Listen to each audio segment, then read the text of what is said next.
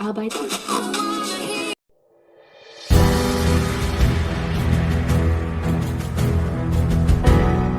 Since early 1981, I have been studying the fascinating and unique history of Europe concerning the Roman Empire. Within my home library, I have a few books on European history. On her modern kingdoms, which have their roots deep in an ancient empire that stretched from the Euphrates even to Scotland, my ancestral land, from the Rhine and Danube rivers in Europe to the Sahara Desert. History, when not bastardized or changed, is one of our greatest teachers. It allows us to dissect and examine Europe's chaotic past, its revivals, its catastrophes, and its unities. Ancient Roman Empire, Charlemagne. Charlemagne was crowned Roman Emperor in AD 800. Many view this kingship as perhaps one of the most important events to have ever occurred in Europe. In this second part, let's examine the vital importance of King Charlemagne in European history. In the first installment of the ancient Roman Empire, the Roman Empire died at the age of 1000 plus. Men wailed at her death. World leaders had gleaned at her splendor, power, and glory, the glory of Rome, where all roads led. But, in AD 476, the last throes of the empire in the west crumbled along with her emperor. Rule of Rome. Gone.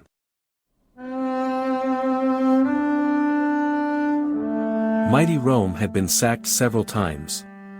The whole Italian boot had been overrun and subjugated. Roman rule in Africa, the Mediterranean, and Western Europe was lost to Germanic barbarians.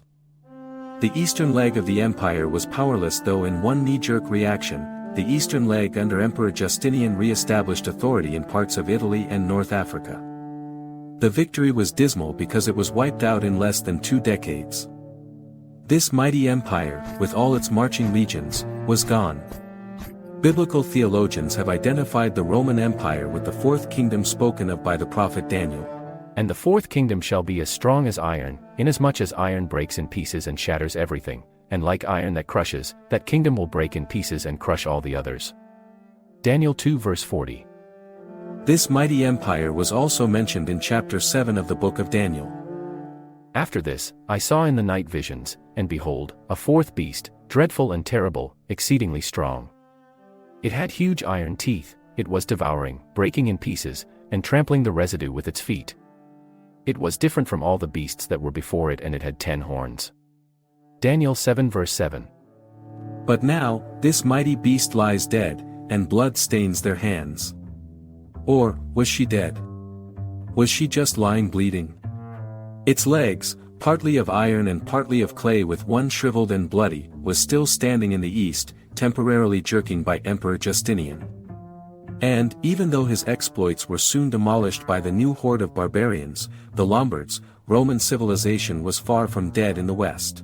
Even though it would be 300 more years after the fall of the Roman Empire that full restoration would be fulfilled, the power of the Franks, unmatched, was already growing. Less than 10 years after Rome's collapse in AD 476. Dateline. AD 481 to 511. The Frankish Kingdom.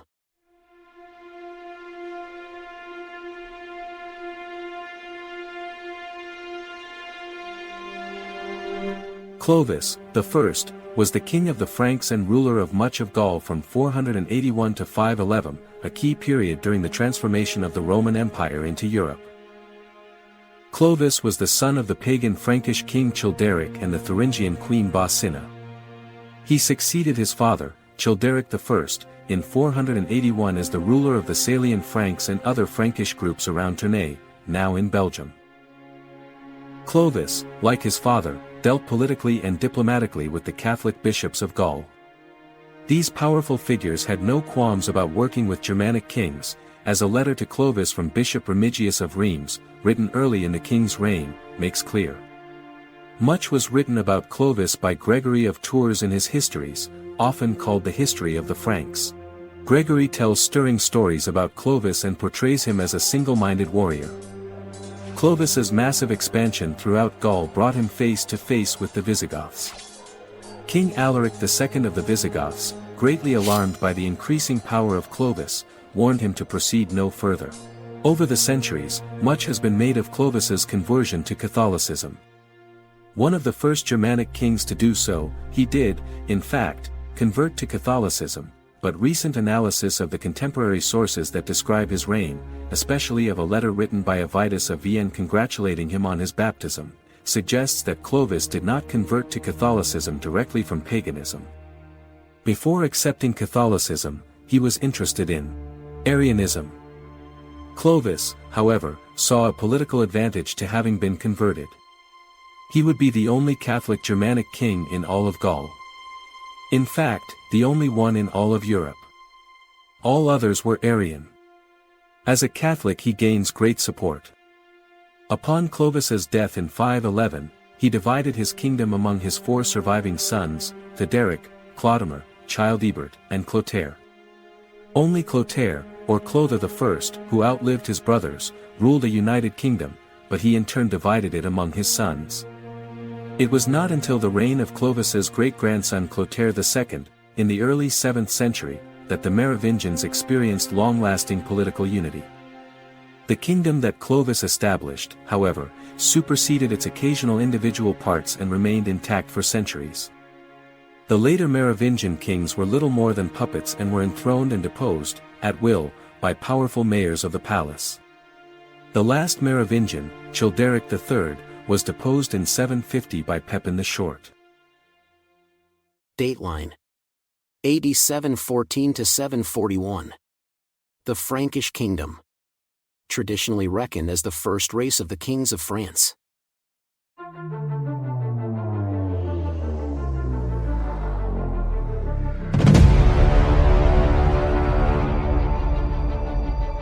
When Pepin II, commonly known as Pepin of Herstal, died in 714, however, the Frankish realm plunged into civil war, and the dukes of the outlying provinces became de facto independent.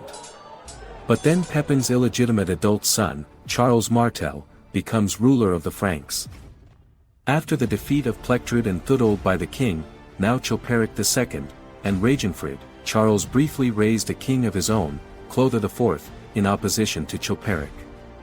Finally, at a battle near Soissons, Charles definitively defeated his rivals and forced them into hiding, eventually accepting the king back on the condition that he receive his father's positions, AD 718.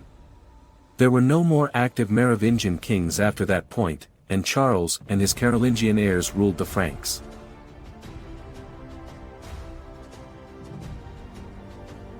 Charles began the reunification of his people, which culminated in the re-establishment of a Western European empire under his grandson, Charlemagne.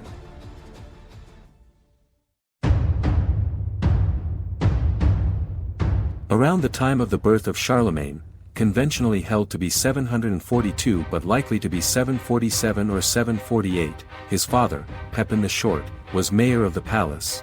Pepin forged an alliance with Pope Stephen II, by committing himself to protect Rome in return for papal sanction of the right of Pepin's dynasty to the Frankish throne. Charlemagne assumed rulership at a moment when powerful forces of change were affecting his kingdom. A new political and religious power was threatening to exterminate Chalcedonian Christianity and the culture of Europe. Islam.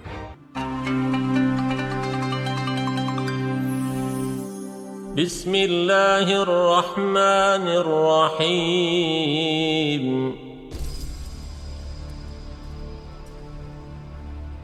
The siege of Jerusalem, AD 636 and 637, was part of the Muslim conquest of the Levant and the result of the military efforts of the Rashidun Caliphate against the Byzantine Empire.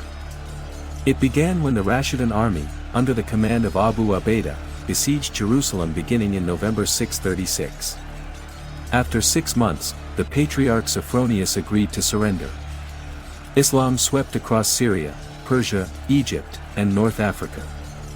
In AD 711, the Visigoths were driven from Spain, and by 717, Arab armies assaulted Constantinople. The fate of Asia Minor was grim. Muslim armies make way into south-central France. The desperate need for a strong united European power to withstand the Muslim onslaught is vital. There is only one. The Kingdom of the Franks.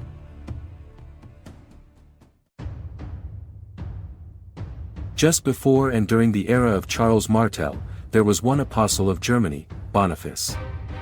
He set the Roman Catholic Church, the Latin Church, in Germany on a firm course of undeviating piety and irreproachable conduct. Ordered by Pope Gregory III, AD 731–741, to organize the Roman Catholic Church in Bavaria. Boniface initially established 4 bishoprics there. His work had far-reaching political repercussions, for his Christianization of Bavaria paved the way for the ultimate incorporation of the country into the Carolingian Empire. English leaders will have a huge part in unifying a revived Roman Empire. Dateline: AD 741–768. The Frankish Kingdom.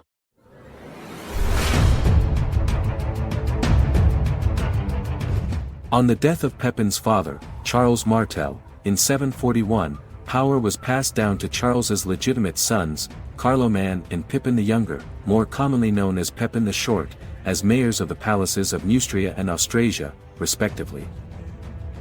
Pepin and Charlemagne, who had not proved themselves in battle, in defense of the realm, as their father had, installed the Merovingian Childeric III as king. Pepin asked Pope Zachary who the royal ruler should be. The person with the title of king or the person who makes the decisions as king? Since the Pope depended on the Frankish armies for his independence, and had depended on them for protection from the Lombards since the days of Charles Martel, and Pepin, as his father had, controlled those armies, the Pope's answer was determined well in advance. Since Pepin had control over the magnates and actually had the power of the king, he decided it was time to do what his father had never bothered to do, make the Carolingian name royal in law as well as fact. Thus, Pepin, having obtained the support of the papacy, discouraged opposition to his house. He was elected king of the Franks by an assembly of Frankish leading men. An important proof of the recognition by the Franks of the high moral power of the papacy is shown by the appeal to papal authority on the occasion of the overthrow of the Merovingian dynasty. Pepin's ambassadors, Bishop Burchard of Würzburg and chaplain Faulrad of St. Denis, laid the question before Zachary, whether it seemed right to him that one should be king who did not really possess the royal power. The Pope declared that this did not appear good to him, and on the authority of the Pope, Pepin considered himself justified in having himself proclaimed king of the Franks. The Anglo-Saxon, Boniface, the papal representative in France, anoints Pepin the Short and then crowns him king of the Franks in AD 752. This symbolic act is critical, it confirms a sacerdotal mission of the Frankish monarchy. He is to unite all the Western nations under the flag of a Chalcedonian Christianity-Germanic civilization. In July 754, at the Abbey of St. Denis, France, Pope Stephen II anointed Pepin afresh and his sons Charlemagne, Charles the Great, and Carloman, consecrating them kings of the Romans. Under pain of excommunication, the Pope forbade the Franks to ever choose a king from a family other than that of Pepin. Dateline: AD 768–799. On the road to restoration, or rather, on the road to Demise.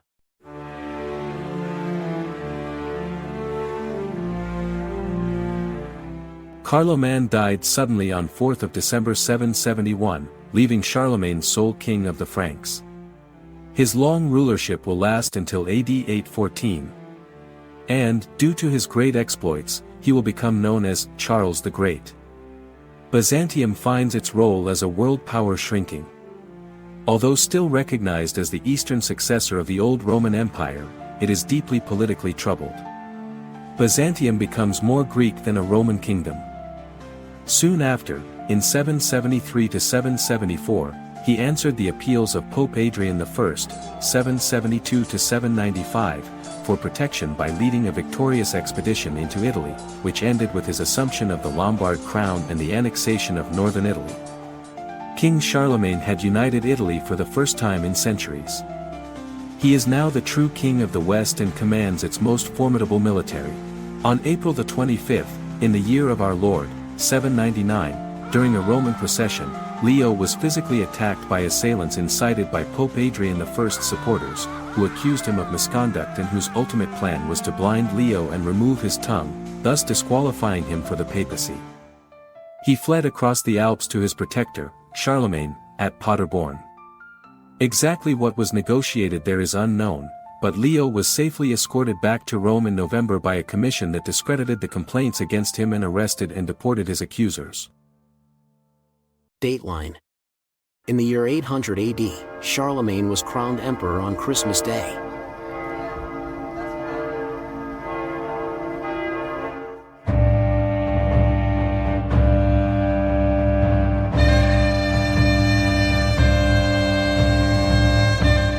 In the presence of Charlemagne, on December 25, 800, Pope Leo III, at a large gathering in St. Peter's Basilica for the consecration of Charlemagne's son, Louis I, the Pious, as king, Leo suddenly crowned Charlemagne as emperor.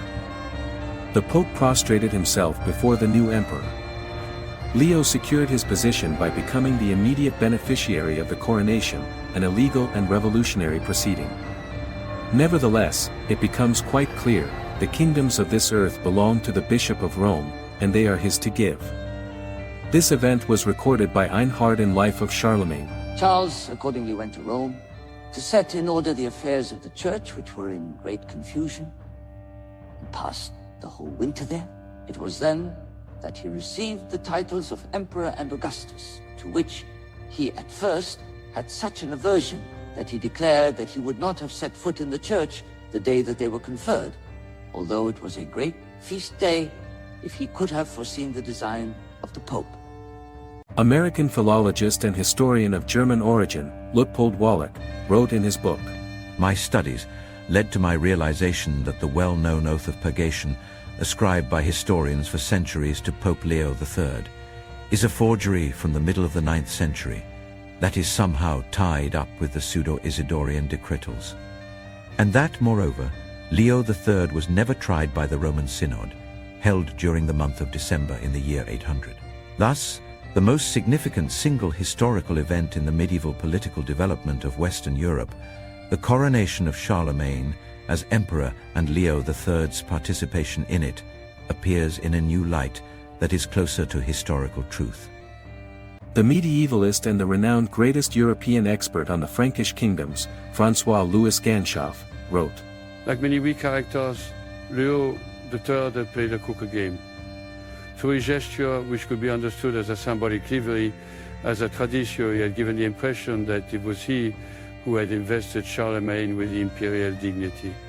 There lies, in my opinion, the reason for the great displeasure shown by Charlemagne, the reason for which he hesitated during several months to adorn himself with the imperial title, his diplomas, and for which he refused to adopt the one which had appeared in the acclamations, the Imperator Romanorum. Emperor of the Romans.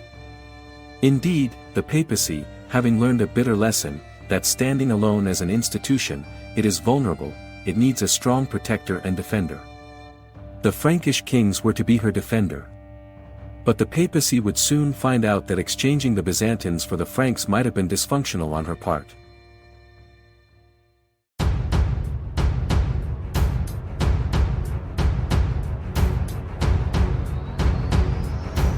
Dateline.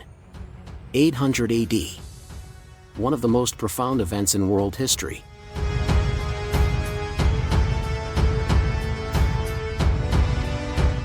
British academic and historian, James Bryce, 1st Viscount Bryce, centuries later, would write, The coronation of Charles is not only the central event in the Middle Ages, but it is also one of those very few events of which, taking them singly, it might be said that if they had not happened, the history of the world would have been different. But if the Roman Empire had not been restored in the West in the person of Charles, it would never have been restored at all. With Charlemagne's military conquests and his coronation, a renewal of the ancient political institution began. The renewal of the Roman Empire. Politically, this becomes an issue for both Charles and Pope Leo III. There can be only one empire. Now, it can have a western and an eastern branch, but there must only be one empire. What to do? Well, as part of imperial play, Leo will simply transfer the empire from east to west. known as the translation of the empire. Again, a single emperor to rule both east and west.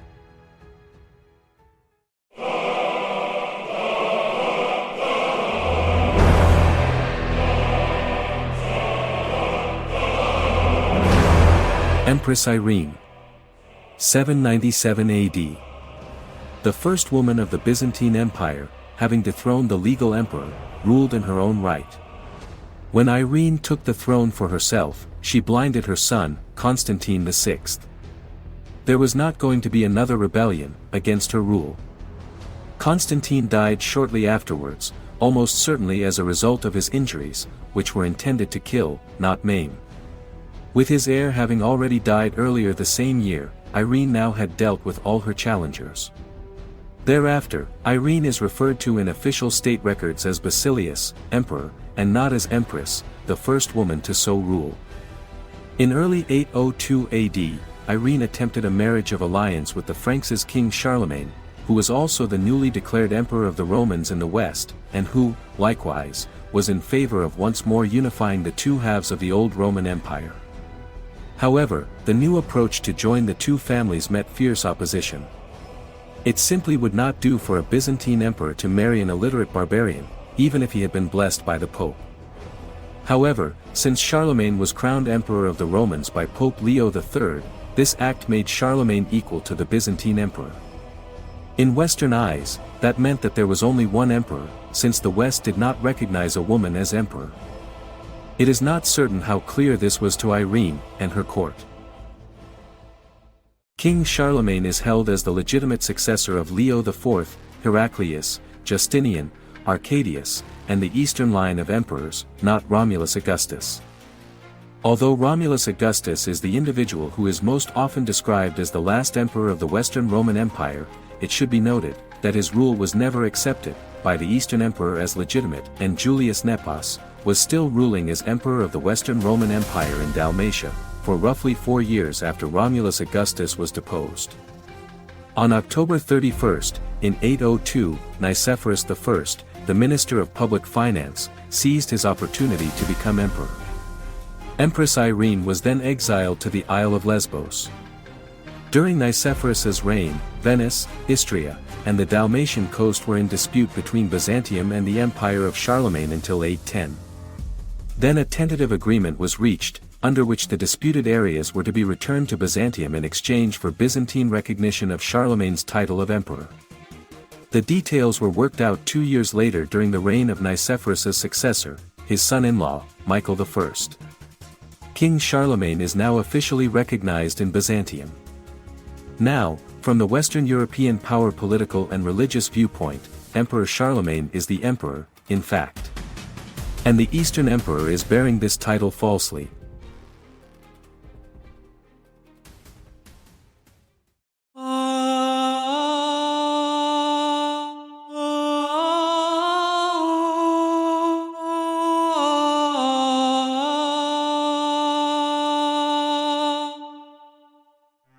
Dateline 843.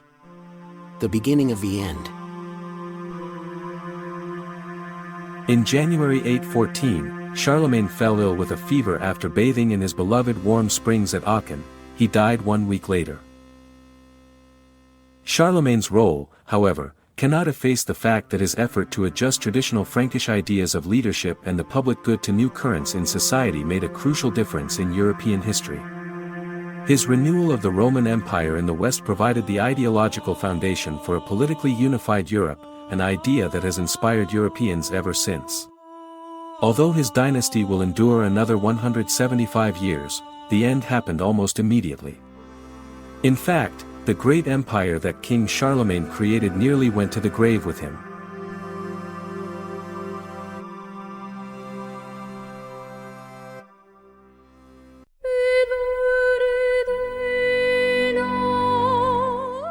Louis the Pious. As the only surviving son of Charlemagne and Hildegard, he became the sole ruler of the Franks after his father's death in 814. With his father's death, Louis faced the task of running an empire that in Charlemagne's 7th decade, had suffered from disobedience, corruption, and inefficiency. Truly, the Treaty of Verdun in 843 AD, a treaty partitioning the Carolingian Empire, among the three surviving sons of Emperor Louis the Pious, was the first stage in the dissolution of the Empire of Charlemagne, and foreshadowed the formation of the modern countries of Western Europe. After Louis's death, open warfare broke out. Louis's third son, Louis the German, allied with Charles in attacking the eldest son, the Emperor Lothar I.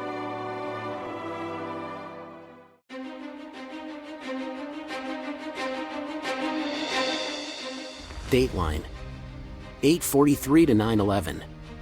The smell of death of the empire continues. Then, the Treaty of Meissen, which concluded on August 8, 870, dealt another harsh blow to the empire. A treaty to partition the realm of Lothair II, known as Lotharingia, by his uncles, Louis the German of East Francia and Charles the Bald of West Francia. This contract replaced the 843 Treaty of Verdun, after which the Carolingian Empire was also split into three parts, by dividing the northern half of Middle Francia stretching from the Rhone Valley to the North Sea, in effect recombining sundered territories of Francia into two larger east and west divisions. Yet, through all of this disintegration, the dream of a united Catholic Germanic Empire of the West is still very much alive. After the death of the last remaining Carolingians in 911, Conrad I was elected German king. His reign was a bitter and bloody struggle to uphold the traditions of Carolingian kingship against the growing power of the Saxon, Bavarian, and Swabian dukes. The dream of the Roman Catholic Church of a mighty and powerful united empire breaks apart. The papacy experiences the same implosion. Many of the popes became nothing more than playthings of political factions in Rome. On December 16, 882, John VIII was poisoned by his own clerics, then bludgeoned to death. Also, at the Roman Cadaver Synod, conducted by Pope Stephen VI, political enemies of Pope Formosus had his 9-month-old corpse exhumed, propped up on a throne, and subjected to a trial, during which a deacon answered for the corpse. He was accused of violating canon law and of perjury, among other charges. After he was found guilty, his election as pope was declared invalid. His fingers of consecration were cut off. His corpse was then cast into a grave, but was later thrown into the Tiber River. These acts divided Rome politically, provoking an insurrection that resulted in Stephen's imprisonment and his death by strangulation.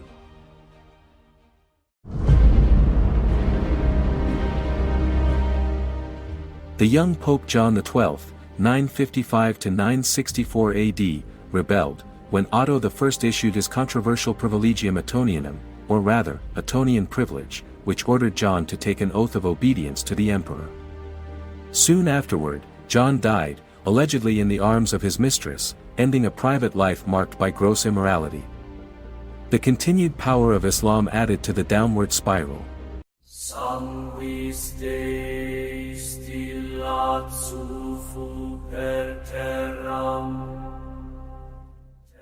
The Saracens, also known as the Moors, invaded Italy in the 820s. The invasion of the Saracens had a wide-ranging and far-reaching impact on southern Italy. The scale of the invasion was huge, and the scope was wide. The Saracens quickly invaded many cities and coastal areas in southern Italy with their powerful navigation capabilities and military strength. The regions they plundered and conquered, causing great panic and destruction to the local population. Catholic Europe understands all too well that Islam can rise to power on the prelude of religion. A religion that views all who are not Islamic as infidels. As AD 1000 approaches, many believe that the end of the world is coming soon. They believe that Western civilization is ready to be annihilated. But two institutions, a powerful German empire and a revived papacy, are beginning to rise. And for the papacy, she sees only one way. The Pope must call in a strong yet pious prince to unite Europe once again. And this prince is, as we continue in part 3, a major part of this incredible European history.